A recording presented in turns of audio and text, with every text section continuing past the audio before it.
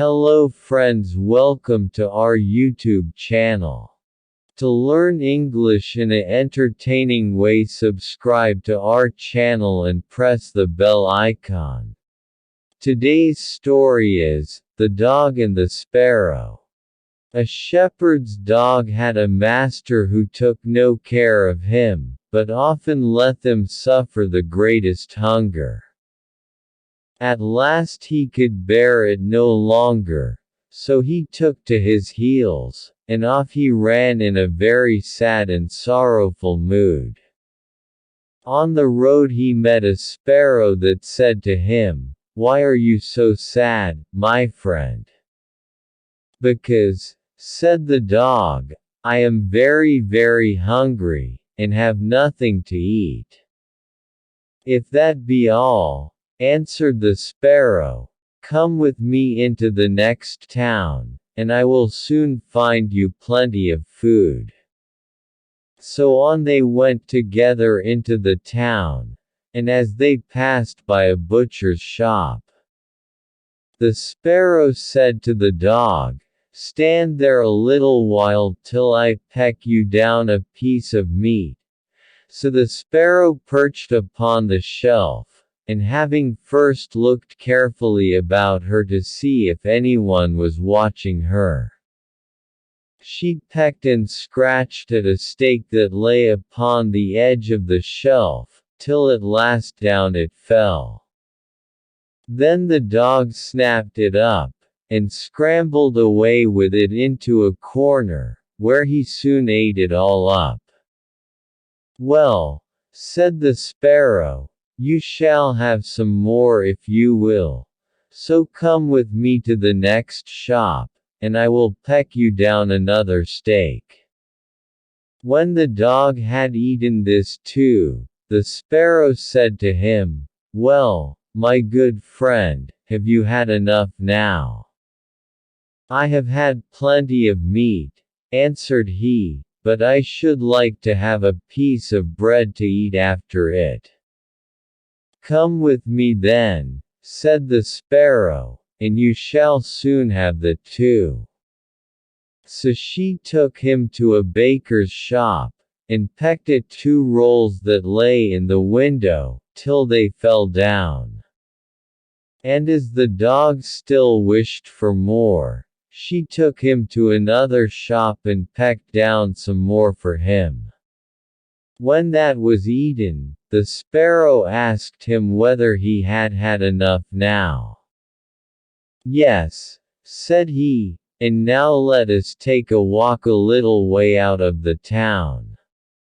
So they both went out upon the high road, but as the weather was warm, they had not gone far before the dog said, "I am very much tired, I should like to take a nap."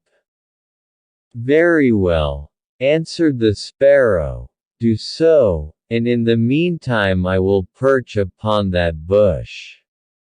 So the dog stretched himself out on the road, and fell fast asleep. Whilst he slept, there came by a carter with a cart drawn by 3 horses, and loaded with 2 casks of wine.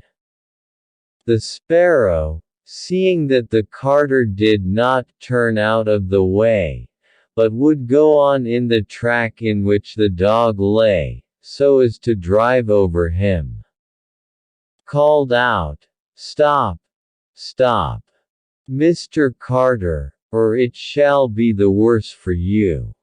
But the carter, grumbling to himself, "You make it the worse for me, indeed. What can you do?" cracked his whip, and drove his cart over the poor dog, so that the wheels crushed him to death. "There," cried the sparrow, "thou cruel villain, thou hast killed my friend the dog. Now mind what I say. This deed of thine shall cost thee all thou art worth." "Do your worst, and welcome," said the brute, "what harm can you do me?" and passed on. But the sparrow crept under the tilt of the cart, and pecked at the bung of one of the casks till she loosened it, and then all the wine ran out, without the carter seeing it. At last he looked round, and saw that the cart was dripping, and the cask quite empty. "What an unlucky wretch I am!" cried he. "Not wretch enough yet," said the sparrow, as she alighted upon the head of one of the horses, and pecked at him till he reared up and kicked. When the carter saw this, he drew out his hatchet and aimed a blow at the sparrow, meaning to kill her. But she flew away, and the blow fell upon the poor horse's head with such force, that he fell down dead. "Unlucky wretch that I am!" cried he.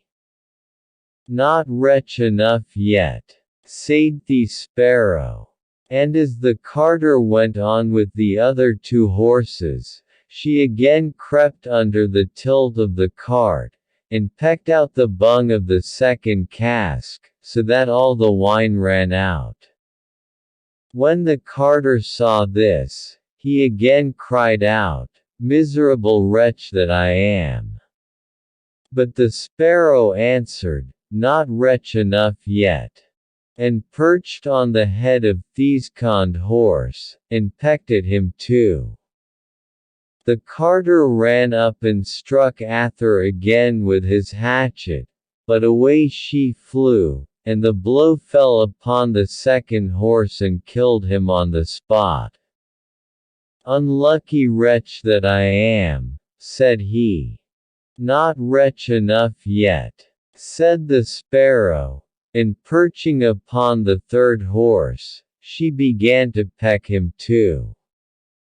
The carter was mad with fury, and without looking about him, or caring what he was about, struck again at the sparrow, but killed his third horse as he done the other two.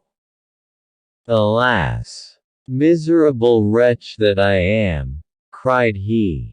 "Not wretch enough yet," answered the sparrow as she flew away. "Now will I plague and punish thee at thy own house." The carter was forced at last to leave his cart behind him, and to go home overflowing with rage and vexation.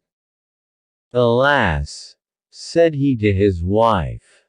"What ill luck has befallen me! My wine is all spilt, and my horses all three dead."